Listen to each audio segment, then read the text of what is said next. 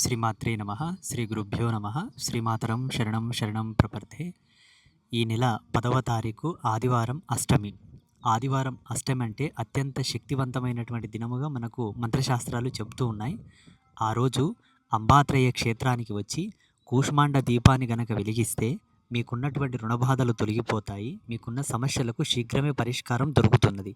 ముఖ్యంగా మీ మీద ఏదైనా ప్రయోగ బాధలు జరిగినట్లు గనక అనుమానం ఉన్నా, దిష్టి ప్రభావం ఉన్నట్లున్నా, నరఘోష ఉన్నట్లు ఉన్నా, మీకు అనుమానం అనిపిస్తే, దీర్ఘకాలికంగా ఏదైనా ఒక వ్యాధి చేత పీడితులై ఉంటే, లేకపోతే దీర్ఘకాలంగా ఏదో ఒక రుణబాధలతో మీరు పీడితులై ఉన్నట్లుంటే, ఆ రోజు క్షేత్రానికి వచ్చి కూష్మాండ దీపాన్ని వెలిగించండి. తప్పకుండా ఆనాటి దినమున వచ్చేటటువంటి మహిమను, మహత్తును, శక్తిని మీరు పొందగలరు. ఏ విధంగా? కూష్మాండ దీపం అంటే గుమ్మడికాయ దీపం. ఏ విధంగా వెలిగించాలి? ఒక గుమ్మడికాయను మీరు తెచ్చుకోవచ్చు, లేదా ఇక్కడ పీఠంలో మీకు ఇస్తారు. నూనె, దీపపు నూనె మీరైనా తెచ్చుకోండి, ఇక్కడ పీఠంలోనే మీకు అందుబాటులో ఉంచుతారు. కళ్ళుప్పు లేదా నవధాన్యాలు, నల్ల నువ్వులు ఇవైనా మీరు తెచ్చుకోవచ్చు, లేదా ఇక్కడ పీఠంలో ఇస్తారు. వత్తి, అలాగే వెలిగించడానికి అగ్గిపెట్టెనో ఇంకా మీకు సౌలభ్యం ఉన్న ఏదో ఒకటి మీరు తెచ్చుకోండి.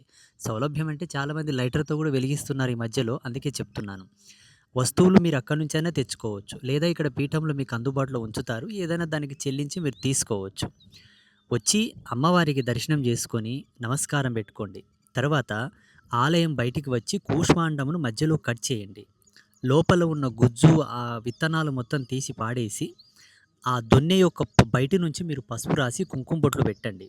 పెట్టి ఒక విస్తర్ తీసుకొని అందులో కళ్ళుప్పు ఉంటే కళ్ళుప్పు, లేదా నవధాన్యాలు ఉంటే నవధాన్యాలు, నల్ల నువ్వులు ఉంటే నల్ల నువ్వులు పోసి వాటి మీద ఆ దొన్నె పెట్టి దీపపు నూనె పోసి వత్తి వేసి దీపం వెలిగించండి. వెలిగించిన తర్వాత ఆ దీపం పైనుంచి నల్ల నువ్వులు చిలకరించి మీ మనసులో ఏదైనా సంకల్పం కోరుకొని ఏదైనా మొక్కుకుంటే తప్పకుండా మీకు అది సిద్ధిస్తున్నది. ఏ విధంగా? ఆదివారం అమావాస్య, ఆదివారం అష్టమి గురించి ఎన్నో శాస్త్రాల్లో ప్రమాణంగా చెప్పారు. ఆ రోజు నేచర్లో కూడా ఒక విశిష్టమైన అట్మాస్ఫియర్ ఉంటుందని, ప్రాకృతిక ధర్మం ప్రకారంగా శివశక్తుల యొక్క సమ్మేళనం ఆ రోజు ప్రకృతిలో ఆవరిస్తుందని, ఆ శక్తిని ఎవరు ఎలా వాడుకుంటే అలా వాళ్ళకు సిద్ధిస్తుందని చెప్పేసి ఋషులు ఉద్ఘాటించి చెప్పారు. కాబట్టి ఆ దినమున అంబాత్రేయ క్షేత్రానికి వచ్చి ఆ శక్తిని మీరు వెంట తోడుకొని వెళ్తారని చెప్పేసి ఈ దివ్యమైన సందేశాన్ని మీకు ప్రసాదిస్తున్నాను. ఇంకొక ముఖ్యమైన విషయం ఏమిటంటే, దీపం వెలిగించిన తర్వాత మంచిగా కళ్ళు మూసుకొని డీప్ మెడిటేషన్లోకి వెళ్ళండి. ఆ జ్యోతి ముందర కూర్చొని, అమ్మ జగజ్జనని, నాకు అప్పుల బాధ ఉన్నది, నా అప్పులని తొలగించు తల్లి అని 11 సార్లు అనుకోండి. లేదా అమ్మ పరాశక్తి, నా పైన ఏదో ప్రయోగం జరిగినట్లు, నా మీద ఏదో దిష్టి పడినట్లు నాకు అనుమానంగా ఉన్నది, ఆ దిష్టి ప్రభావాన్ని తొలగించి నాకు నీ శక్తిని, నీ కళను ప్రసాదించు, నీ వెలుగును ప్రసాదించని 11 సార్లు అనుకోండి. లేదా అమ్మ అనాదిగా మా వంశపారంపర్యంగా ఈ రోగం, ఈ వ్యాధి మమ్మల్ని వెంటాడుతున్నది, ఈ వ్యాధిని నీవు తీసుకొని నీ శక్తిని మాకు ప్రసాదించని 11 సార్లు కోరుకోండి.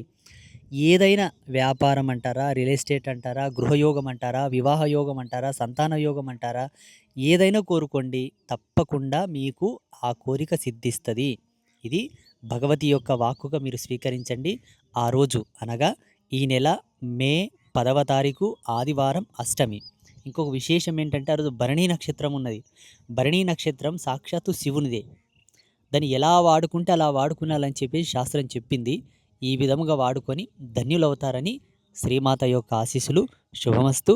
శ్రీమాత్రే నమః.